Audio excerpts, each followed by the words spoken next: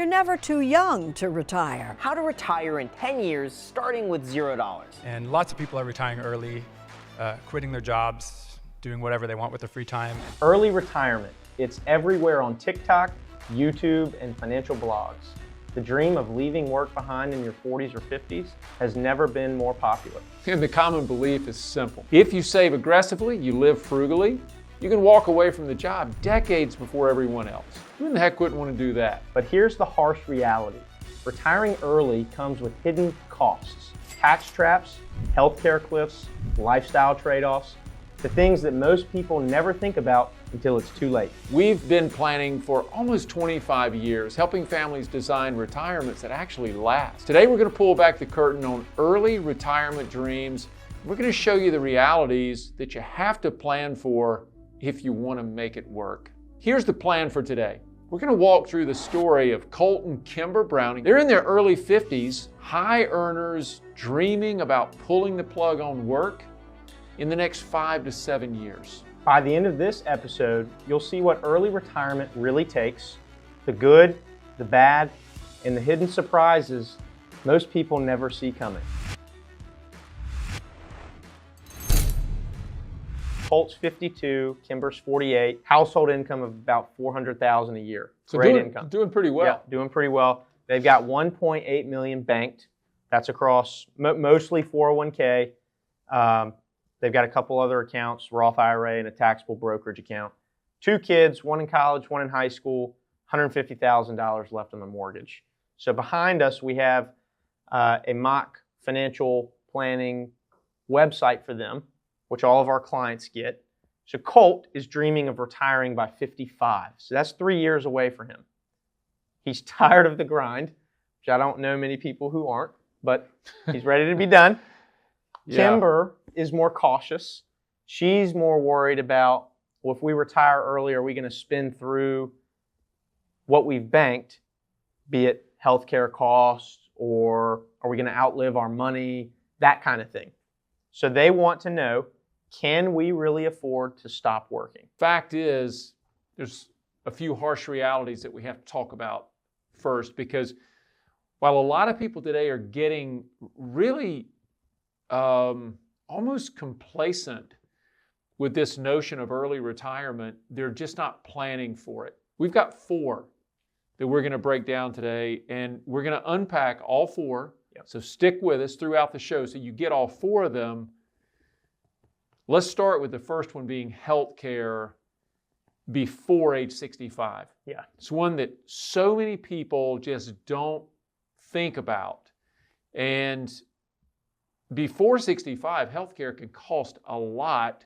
So if you get out there into the private insurance market, let's say that you being Colt, you stop working and all of a sudden, hey, you've got to go get care for your family, healthcare, that is, could be for you, your wife, and your kids, depending on their ages. But you know, let's say they're still on the, family budget.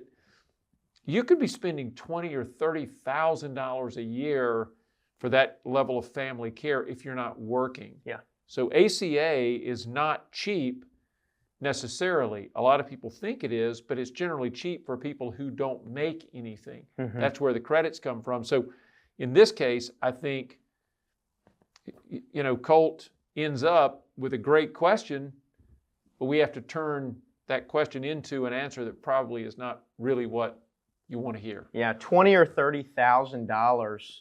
I mean, gosh, Phil, that's the equivalent of most people's mortgage payment. That's a pretty, I would argue that most people probably don't think about that when they say, I'm going to call it quits at 55 or 60 or any time before Medicare. Well, and so great, that's a great observation. Yes, it looks almost like another mortgage. Yeah. So all of a sudden, 20, 30,000, 30,000 spell might be more than a lot of people's mortgage today. Probably, well, I don't know about today. In the current interest rate environment, if you're getting a house today, it might very well be $2,500 or $3,000 a month. True. But here's what's interesting. The mortgage doesn't go up every year. That's right. The healthcare cost will. Absolutely. They go up every year, and that isn't going to change. And so that has to be, so that's the first reality that we have to consider And that's a pain point that a lot of people never think about, and it's the one that can derail an early retirement. Yep. The second trap in our order tonight, and it's the tax trap. Yeah. When you get into early retirement, you're going to pay taxes, especially if the majority of your money is in qualified plans. Yep. Meaning all of those dollars got in there pre-tax. So maybe it's a big nest egg. Yeah. But you got to think about how you're going to distribute, because all of a sudden getting to that money starts to cost. And depending on how large the withdrawals are, you could be spending 20, 30 cents on every dollar to bring it out of that environment. That's a good point. And the other thing to think about too is if I'm retiring early, in Colt's case, 55, he's not 59 and a half yet. So getting money out of the 401k environment, there is a way to get around the penalties. But if you don't do something very specific in terms of withdrawing the funds, you might be faced with not only ordinary income tax, but a 10% penalty for early withdrawal on top of that. We think about when we're trying to get someone ready for this point, Yeah. or for this time in their life, one, it should be celebratory. If you can somehow retire sooner Oh, yeah. than your peers, if you get out of the workplace early, then maybe a kudos is in order. Mm-hmm. Now, if I go back a little bit, it was almost a trophy event the longer you could work. Yeah. It's different today. It is very different. Yeah, people want to retire earlier today, and I don't know that I really understand the logic behind it, except for we've been conditioned to believe that we need to have plenty of time for all these experiences that we need in life. Mm-hmm. And so the sooner you retire, the better. So if that's where we land, then we have to be able to deal with that. And I'm okay with it. I think if you can retire at 55, go for it. Yeah. I think it's great, but man, it costs a lot to live in retirement. And I think people underestimate it. So what we would generally do, Spell, is we'd be talking to people years before this about Roth conversions or putting everything into Roth so that we have tax-free distribution. Yeah. We'd be thinking about ways to get the money out before 59 and a half, which is, the age where you finally get rid of that 10% penalty. Now, Right. there is one possibility, Spell, and it's called 72T, so it's part of the Internal Revenue Code. You could get someone out of that qualified money with no penalty. Yep. Right? Still, the ordinary income tax is going to apply, but we could get them out of that environment without the penalty. Right. But it doesn't remove the risk of running out of money because the cost of living is not going away. Just because we get rid of the 10% penalty, we can tax plan. Yep. And we can make this thing less biting. Yep. But I don't know if it's going to solve the long-term problem of potentially running out. And the IRS rule or code 72T is extremely rigid. So once you do that, there is no reversing it. You have to take that dollar amount out each year across whatever's longer, 5-year period, or you turning 59 and a half. Yeah, you don't get to set that one into motion based on what you'd like to have Right. or the way you want it to happen. Mm-hmm. You do what the Internal Revenue Code says, and it Right. is, to your point, you have a period, a minimum period that must be agreed to, and if you try to turn it off before that, you got some real problems. You're going to be paying all those penalties after all. Yeah. So yes, 72T is a good option for some people, but it's not an easy one because it does come with what you said. It is quite regimented, and there's not a lot of flex in there. That's not the right way to think about planning is, oh, good, I have 72T. No. It could be for some people. But to your point, it has to be set up almost like an annuity where you have these substantially equal payments every year for those 5 years, or till you hit basically 60 years old.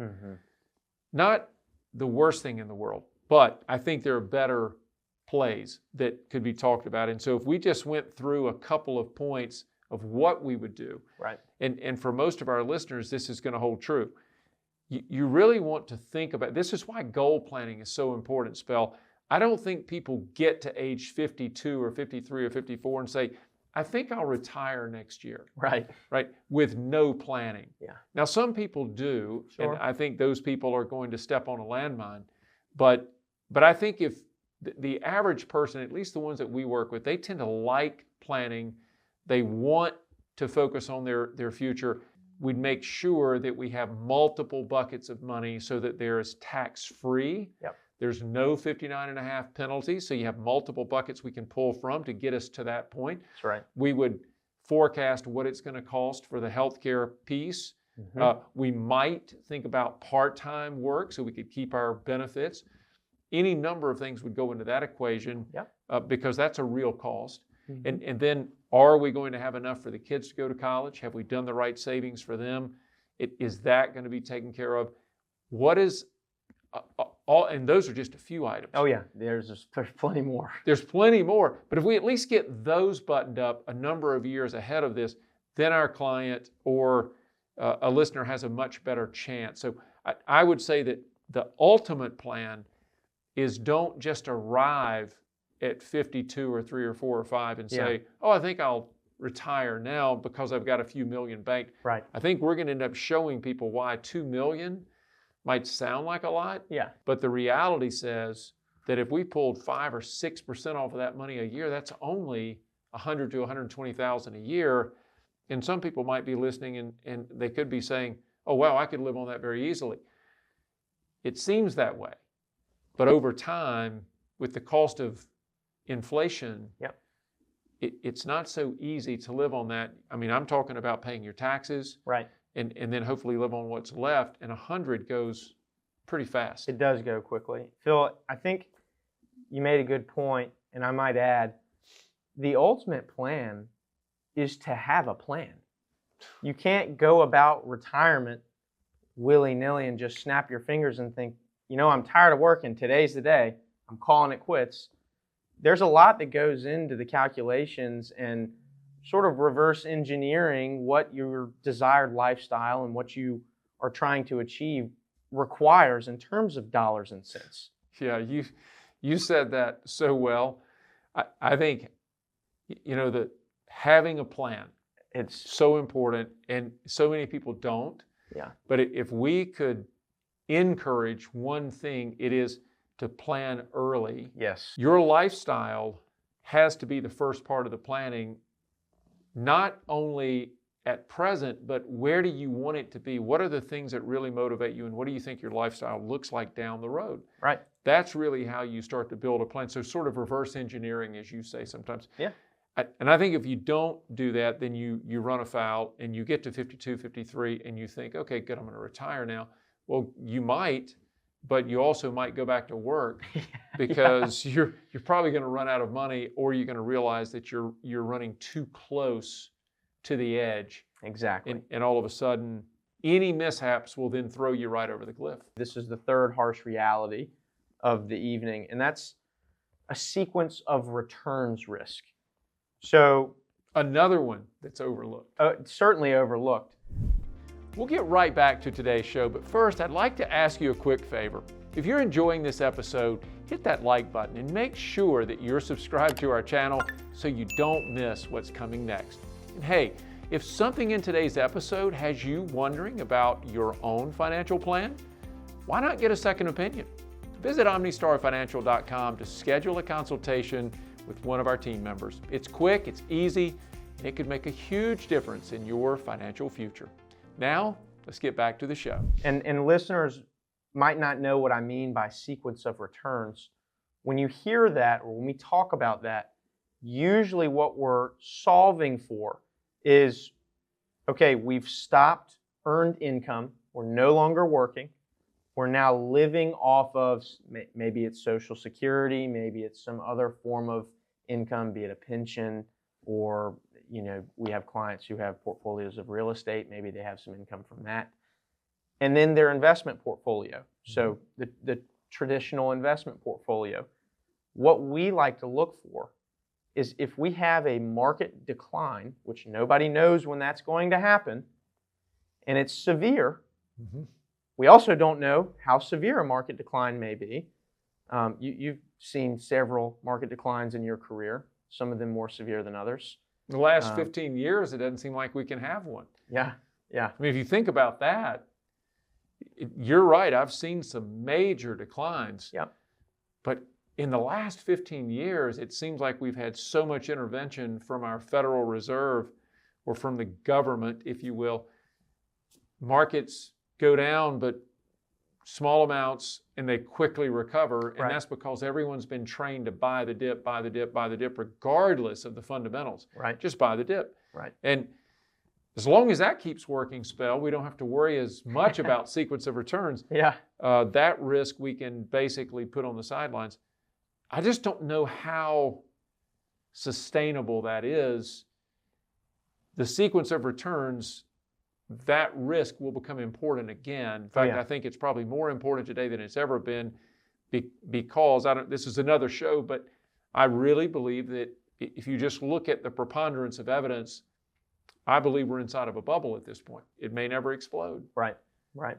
But I believe we're way past the point of being due for something major. And so people that are not planning, this is the kind of thing that catches them off guard. It does. And so what we're looking at is if we stop the earned income and we're now relying on a portfolio of assets to provide you with your desired lifestyle, what happens if that portfolio takes a hit the year that you begin pulling money out? What does that do to the trajectory of your portfolio for the remainder of your life? And if you don't have someone or something that can show you that, you might not ever know that you're going to run out of money until it's too late. Yeah, usually it is too late when you finally figure it out, and that's because you don't know how many years the market might go down. If we go back to 2000 during the dot-com bubble spell, we watched the market literally stay in peril for 3 years, and so it wrecked a lot of lives without question. One, no one was planning for it. Two, people were taking extreme amounts of risk, far greater risk than they would normally take, but everyone was feeling good. They had FOMO. Everyone was buying into the market. And so why not? And then all of a sudden when it crumbled, people weren't ready. Right. And so I know that we have the technology to show people what that looks like. 1 or 2 years at the beginning of retirement is all it takes. 3 years of a down market and you're making withdrawals, you could be cooked. Unless your pot of money is way beyond what you need to create the income that you'll be living on. So I think it's so important to be able to see that sequence of returns risk, without a doubt, that's a landmine, that's a blind spot, and people miss it all the time. So you say it's important to see it, and today we actually are going to show on screen what this might look like. Now, for a 1-year downturn, Colt and Kimber, if they didn't retire at 55, mind you, if we told them, okay, you're going to retire at 65, which is the normal retirement age. There's nothing wrong with retiring at 65, by the way. But if you retired at 65 and we had a 10% downturn in the first year, and it says first and second year, this is just the first year for now, and then I'm going to flip into another toggle and show 2 years worth of a 10% decline. That's awesome. What will this look like for you? So, and the other thing to keep in mind as we're going through this, you're seeing some big numbers on the screen. We don't like to live in future value numbers. We like to turn numbers into how they would spend in today's dollars. So inflation's real. Inflation is real. It might look great to show people this giant box of money, but it's not going to spend like that unless all of a sudden we have zero inflation spell, and that's never happened in the history of this country, correct? That's right. That's right. So that's right. I think it makes sense then that you show it in. So you're showing it in present value. That's right. So across the course of the Brownings' lives, we model that they both live to be age 90. It looks like, ceteris paribus, or all other things equal, everything kosher, that they'll accumulate a little over $8 million in their portfolio. Very respectable. Extremely respectable. That's wonderful. Most people would say, hey, the Brownings are perfectly on track. Absolutely. All is good. But let's show what happens if we get a 10% downturn in the first year of retirement when they start living off their portfolio. And this is, again, rudimentary. We don't have the system built with all the bells and whistles, all the ins and outs. This is just to show how severe something might be.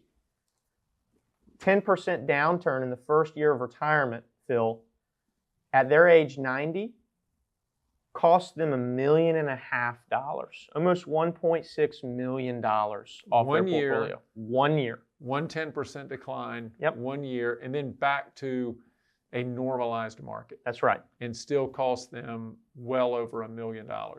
Oh, well over $1.5 million. $1.5 million in today's dollars. In today's dollars. That's right. So that's a major change. And so now what I'm going to do is change that to run for 2 years. So if we had a 10% downturn, year of retirement, 10% downturn, 1 year post-retirement.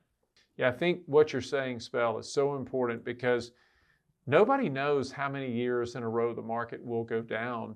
It might not, but if it goes down 10%, goes down another 10% in the subsequent year. Yep. And as we said back in 2000, we saw it go down almost 3 years before the market finally found its bottom. That's right. And what a train wreck that was.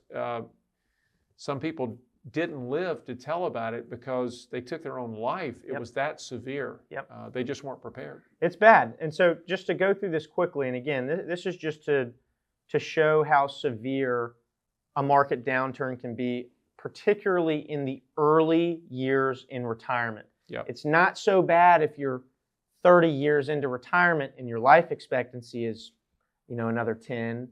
This is the difference between accumulation phases of life and distribution phases, because we wouldn't be having this conversation, Spell, if you've got 30 years to save. If you're 30 years old and you got another 25 or 30 years to save, it's you totally don't really different. care. No. You don't care if the market's up or down 10% in a year.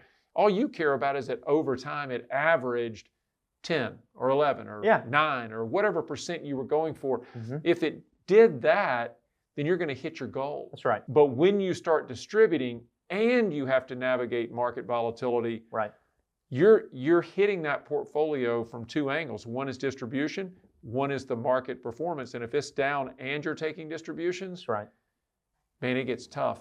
Yeah, the challenge is on at that point. So really different when it comes to distribution. Yep, absolutely. And so you can see on screen that this downturn for 2 years cost them almost $3 million in today's dollars. It's getting real now. Oh yeah, it gets very real. Now, that doesn't necessarily crush their situation because they've done a nice job saving.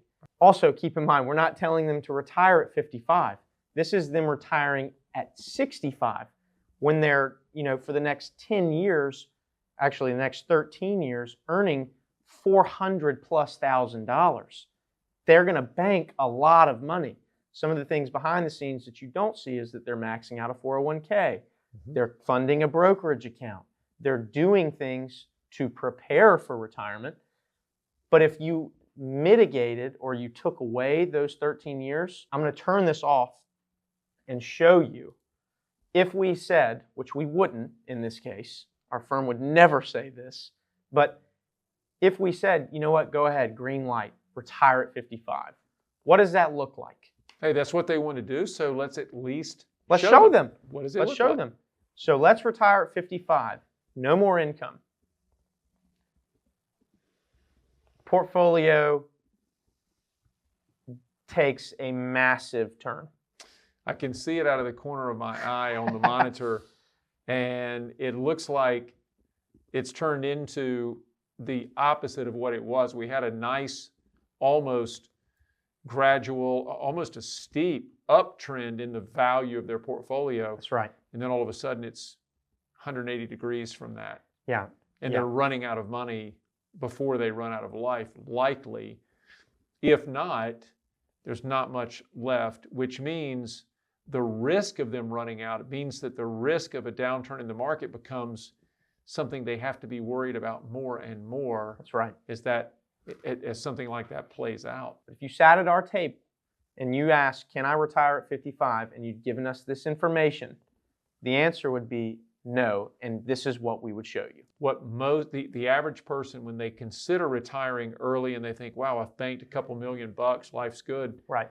They're not thinking about all of the things that come into focus when you reach retirement. That's right. And we haven't named half of them. Oh, So there's so many. yeah, we haven't named, we've gone through very, very surface today. Yeah, yeah. Phil, before we close, the asset spread or Monte Carlo probability of success is an environment that we love to live in because it allows us to test probabilities. Right. And from those probabilities, it makes it more comprehensible to someone who's on the receiving end, understand what we're saying. So, well, everybody can understand the odds. That's right. Of something happening. That's exactly right. And it's pretty easy when we put it in that context. That's right. When we say, well, it might work or it might not work, that's pretty nebulous, Yeah. pretty vague. But in terms of the Monte Carlo, you can show a lot, Yeah. and we can set those probabilities so that anyone can understand that. And a point that you brought up, our fourth one, which was lifestyle and purpose. Mm-hmm. I hate to mention it, but when people retire early, the things that we see most, and after doing this for more than 3 decades, people don't realize how bored they're going to get in retirement. They have no idea how many new hobbies they're going to pick up and quit. Yep. So they're going to try all kinds of new things, which means new equipment, new stuff, and then it goes to the Play It Again sports store or somewhere. But the boredom, the loss of identity, Yeah. costs money, and then lifestyle creep. Mm-hmm. Right? All of a sudden they have free time. I want to do something, whether it's donating or being part of a charitable organization, whether it's traveling more. Yep. It all of a sudden you've got this void to fill. You have no purpose anymore, or you have nothing to keep you busy. It's true. And so better have a lot of money, because living in retirement costs more than just simply keeping a roof over your head. Oh, yeah. And keeping the refrigerator full. There's a lot of stuff that goes into it. And It's true. so we can't forget that part. And I think that's that fourth harsh reality is probably the one that escapes people more than any. Yep. And it's the one that leaves people in a position of weakness because they don't really think about those things. For sure. And that is a great point. I'm glad you brought it up, because if we hadn't, that would have been a big miss. But so let's go back to Colt and Kimber for just a second. We're going to talk about their retirement probability of success. And this is that their portfolio does not run out of assets. So they retire at 65, live life the way they want to do it, continue to save the way they do. Nothing else changes. They have a 99% probability of success. Wow. That their portfolio does not run out of assets. What a difference. Big difference. Let's look at if they retired at 55, Phil. And again, these are just things that we would talk about. That 99% probability of success drops to 54% probability of success. I don't know that I would flip a coin to determine if I would be successful in retirement. That seems like a huge gamble. Yeah. Right? I mean, you go from 100% essentially probability of success to half that. And we like to say that if you get under 80%, there are definitely some blind spots that are going on, and your likelihood of being successful is not in a place where we're going to feel confident telling you to pull the trigger. That's right. But when they're over 80%, things tend to work out pretty well. So to go from 100 to 50, that should grab someone's attention. And I think that's the beauty of the technology, is it allows people to say, wait a minute, that's major. Mm-hmm. And it shakes them to a point of being at attention, ready to listen and learn. Yeah, for sure. Yep. So, Phil, the dream of early retirement is certainly possible. It's absolutely possible. It can be done. But it's not as simple as quitting your job and then living off of your portfolio. No, it's not going to happen. And I think we have to go back to that rule of thumb. how much money do I need at 55, 60, 65 Right. as a multiple of my income. Mhm. And you remember the Brownings are in a decent spot, a yeah. little bit short Yep. for where they should be. But if they all of a sudden wanted to retire at 55, that multiple changes. And so instead of them needing 6 or 7 times, now they need closer to 8 times, Right. 9 times, and maybe 10, depending on lifestyle, depending on their goals and objectives. Yep. That means that they don't need the $2 million. They really need almost double that amount. Yeah. Which that would call into question this idea of retiring at 55. But then when you put that technology in front of them, Right. it drives home the point that, hey, we've got more planning to do, and you might need to work a little while longer. And that's the other thing, Spell. You don't have to maybe work till 65. Just a few years can make an incredible difference Oh yeah. in the outcome. Well, they're in their peak earning years, and I Well, would they're argue making that $400 a year, right? exactly. I'd Yeah. argue that 52 years old, you're probably depends on the situation, but you're probably just getting into your peak earning years, Yeah. and that's when you can really, if you have to, play catch up to retire or to build your nest egg, or if you're where you should be, you can really afford yourself a nice retirement. Yeah, and maybe they don't do it at 55, maybe it's 58 or something Yeah. like that, but they only owe, if I remember right in their plan, they only owe 150 or 60,000 on the home. Yep. They don't have a lot of debt. Nope. Got to get those kids through college. But, really they're in a great position, a strong position, but they're only in a strong position if they don't take their eyes off the road and say, oh, good, we'll go ahead and do it at 55, because they get so immersed in That's this right. idea or this notion that early retirement is just going to give them so much happiness. Right. I can promise everyone, if you fall short on being able to live that retirement life, it isn't going to make you very happy. No. And so better to plan, to your point, Spell, Yeah. do it early, and then when you know that you've reached a point that it's really feasible, that it can be done, that's the right time. Right. It's not 55 just because, unless you've planned for it and you're really prepared. Right. Chances are it's going to be longer than that for most people. Life is expensive. Bottom line is, you got healthcare risk, you got market risk, you got tax risk, you got design of the plan risk, all of these things, not to mention the rate of return that we talked about. So all of that matters. Oh yeah. And this early retirement can seem like a great dream, but without the right planning, it can quickly turn to a nightmare, and that's what we want everyone to avoid.